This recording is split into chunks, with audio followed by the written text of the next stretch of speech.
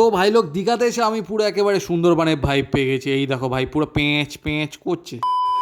তো ভাই লোক ভোর ভোর ঘুম থেকে উঠে পড়েছি সানরাইজ দেখার জন্য, তাই চটপট করে বেরিয়ে পড়লাম। আর বেরোতে না বেরোতেই দেখতে পেলাম রাস্তায় কতগুলো হরিণ ঘুরে বেড়াচ্ছে। ভাগ্য সেখানে সালমান খান নেই। আর ভাই সাহেব ব্যাড লাক, আজকে সানরাইজ দেখা হলো না। ওয়েদার পুরো একেবারে মেঘলা আর সূর্যটা বিলাই, আজকে আমার মন ভালো নেই। তাই ভাবলাম একটু সমুদ্রের জলে পা চুবিয়ে আসে, কিন্তু কি ভাই সমুদ্রের জল তো পুরো কাদা কাদা। আর এখানে একটা বন্ধু খুঁজে পেয়েছি, কিন্তু ভাই সাহেব এও তো দেখি আমার মতো ইন্ট্রোভার্ট। তারপর একটু বালির দিকে আসতে দেখি উড়িয়ে বাবা কত বড় বড় কাঁকড়া, কত বড় বড় ডিজাইন করেছে। যাই হোক এসব দেখে লাভ নেই। তারপর চলে গেলাম হচ্ছে হোটেলে, সেখান থেকে গরম গরম কচুরি দিয়ে আলুর তরকারি দিয়ে ব্রেকফাস্টটা সেরে অটো বুক করে বেরিয়ে পড়লাম মোহনা যাওয়ার উদ্দেশ্যে। আর যেতে যেতে দেখতে পেলাম দীঘার জগন্নাথ মন্দির তৈরি হচ্ছে। আর মোহনা জায়গাটা আমার বেশ ভালো লাগে, কারণ এখানে বিভিন্ন রকমের মাছ, কাঁকড়া ইত্যাদি অনেক কিছুই তোমরা দেখতে পেয়ে যাবে। আর তার সাথে হালকা করে শুটকি মাছের গন্ধ ফ্রি। তো যাই হোক এর পরের পার্ট দেখার জন্য আমার চ্যানেলটাকে সাবস্ক্রাইব করে দাও। Till then tata.